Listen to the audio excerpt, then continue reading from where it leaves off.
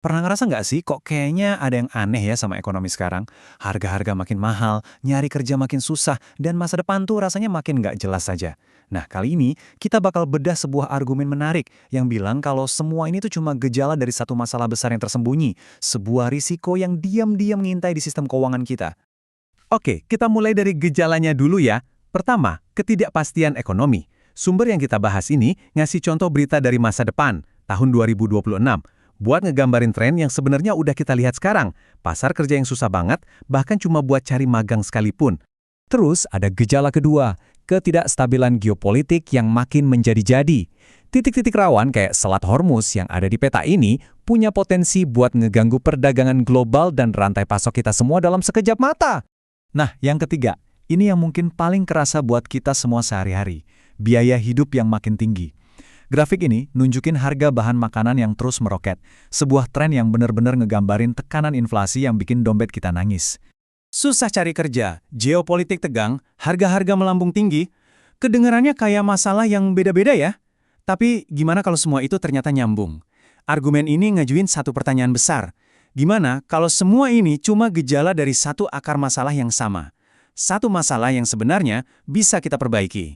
Oke, buat ngerti akar masalahnya, kita harus mundur sedikit ke belakang, jauh banget. Argumen ini ngajak kita ke zaman Romawi kuno buat nunjukin kalau apa yang terjadi sekarang tuh bukan hal baru. Yuk kita telusuri sejarah penurunan nilai mata uang. Nah, disinilah argumennya jadi seru banget. Coba lihat peta di kiri. Itu Romawi pas lagi jaya-jayanya, kekaisaran yang gede banget. Sekarang, lihat grafik di kanan. Grafik ini yang nyeritain awal keruntuhannya.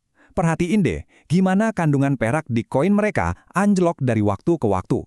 Inilah yang namanya debasement. Nilai uangnya sengaja diturunin. Hasilnya, inflasi gila-gilaan. Dan itu jadi awal dari keruntuhan sebuah kekaisaran.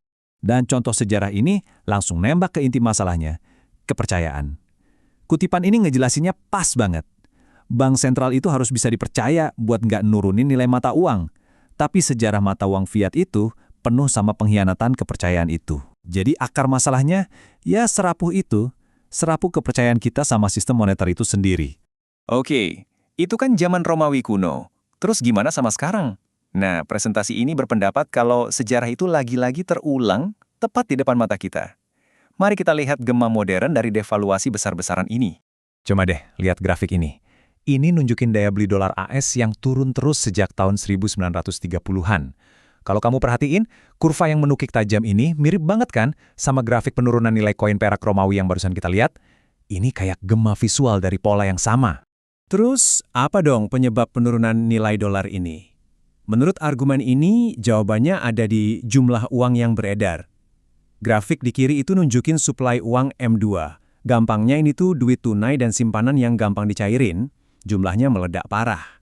Di kanan, utang publik juga ikut meroket. Logikanya kan simpel ya, makin banyak sesuatu dicetak ya nilainya makin turun.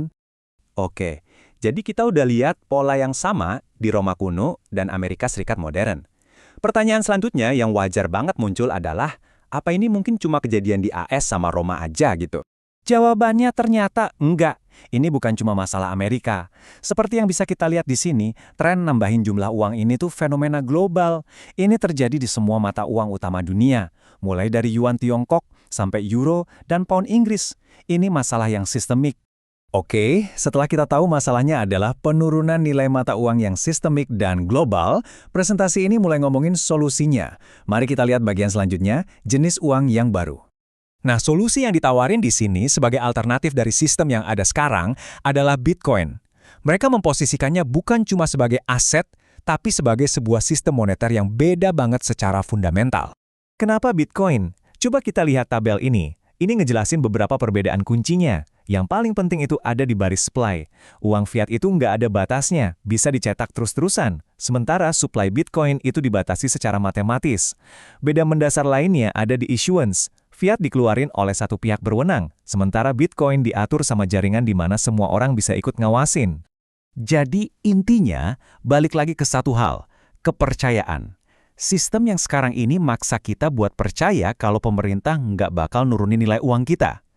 Padahal, sejarah nunjukin kepercayaan itu sering banget dilanggar. Nah, pertanyaannya, gimana kalau kita bisa punya sistem yang nggak butuh kepercayaan sama sekali? Oke, itu kan teorinya. Sekarang, gimana prakteknya di dunia nyata? Mari kita pindah ke bagian selanjutnya. Perbendaharaan visioner, dari teori ke praktek. Nah, contoh paling konkret dari teori ini datang dari Tesla. Mereka ngambil langkah yang berani banget, yaitu mutusin buat nyimpen sebagian uang kas perusahaan mereka, bukan dalam dolar, tapi dalam aset alternatif. Dan hasilnya, angka ini yang bicara. Menurut sumber ini, antara Februari 2021 sampai Desember 2024, Tesla dapat pertumbuhan tahunan rata-rata 21% dari simpanan Bitcoin mereka. Ini disajiin sebagai bukti kalau ada perusahaan yang benar-benar ngejalanin teori ini di dunia nyata. Dan ini ngebawa kita ke kesimpulan utamanya, yang bisa diringkas sama kutipan ini. Dalam 10 tahun ke depan, perusahaan juga akan dinilai dari strategi perbendaharaannya, bukan cuma dari laba ruginya. Pesannya jelas banget, di zaman sekarang, cara perusahaan ngelola duitnya jadi sama pentingnya sama cara mereka ngasilin duit. Nah, ini ninggalin kita sama satu pertanyaan besar buat ke depan. Di era di mana nilai mata uang terus-terusan turun, apa mungkin suatu hari nanti cara sebuah perusahaan ngelola kasnya bahkan jadi lebih penting daripada produk atau jasa yang mereka jual?